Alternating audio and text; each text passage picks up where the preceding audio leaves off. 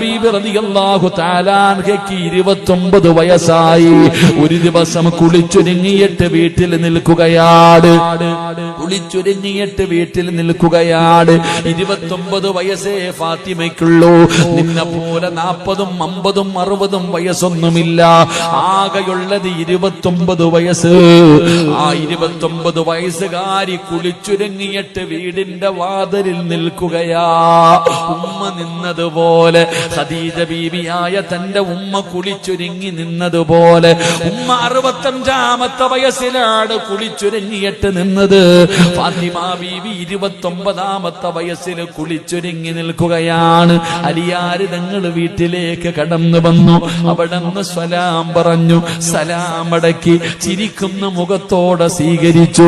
അതാ ഭക്ഷണം വിളമ്പി. അലിയാർ തങ്ങളോട് ഫാത്തിമ ബീവി ചോദിച്ചു, അലിയേ എനിക്കും വാരിത്തരുമോ അലിയേ? രണ്ടുപേരും ഒരുമിച്ചിരുന്ന് ഭക്ഷണം കഴിക്കുകയാണ്. ഫാത്തിമ ചോദിച്ചു, ഞാൻ മടിയിലൊന്ന് തലവെച്ച് കിടക്കട്ടെ? അലിയാർ തങ്ങളുടെ മടിത്തട്ടില് ഫാത്തിമ ബീവി തലവെച്ച് കിടക്കുകയാ. അലിയാർ തങ്ങളുടെ മുഖത്ത് നോക്കുകയാണ്. എന്തേ ഫാത്തിമ, എന്തേ ഫാത്തിമ, നീ എന്നെ വല്ലാതെ നോക്കുന്നല്ലോ. അലിയാർ തങ്ങളുടെ കൈ പിടിച്ചിട്ട് ഫാത്തിമ 29-ാമത്തെ വയസ്സിൽ പറയുകയാ, അലിയേ എനിക്ക് പൊരുത്തം തരണേ അലിയേ, എനിക്ക് പൊരുത്തം തരണേ അലിയേ.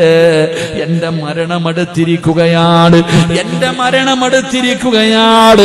പടച്ചവനെ, അലിയാർ തങ്ങളുടെ കണ്ണ് നിറയുകയാണ്. ഫാത്തിമ ബീബി യാത്ര പറയുകയാണ്. തന്റെ ഹസനിനെയും ഹുസൈനിനെയും പിടിച്ചിട്ട് അലിയാർ തങ്ങളുടെ കയ്യിൽ കൊടുത്തിട്ട് പറഞ്ഞു, എന്റെ മക്കളെ തല്ലരുത്, എന്റെ മക്കളെ വേദനിപ്പിക്കരുത്. ഖദീജ ഉമ്മ, ആയിഷ ഖദീജ ഉമ്മ ഫാത്തിമ ബീബിയുടെ കൈപിടിച്ച് നബി തങ്ങളോട് പറഞ്ഞ വാക്ക്. ഫാത്തിമ തന്റെ മക്കളുടെ കാര്യം ഭർത്താവിനോട് പറയുന്നു, എന്റെ ഹസനിനെയും ഹുസൈനിനെയും അടിക്കല്ലേ അലിയേ, വേദനിപ്പിക്കല്ലേ അലിയേ, എന്റെ മക്കളെ കരയിപ്പിക്കരുത്.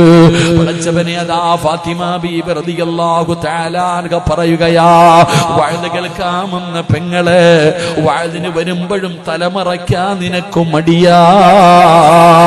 തലമറയ്ക്കുന്നതും മറയ്ക്കാത്തതും എന്റെ അവകാശമാണെന്ന് പറയുന്നവരുണ്ടല്ലോ. എങ്കിൽ ഫാത്തിമ ബീബി റളിയല്ലാഹു തആല അൻഹ അലിയാർ തങ്ങളോട് പറഞ്ഞതെന്തെന്നറിയുവോ? അലിയേ, ഞാൻ മരിച്ചാൽ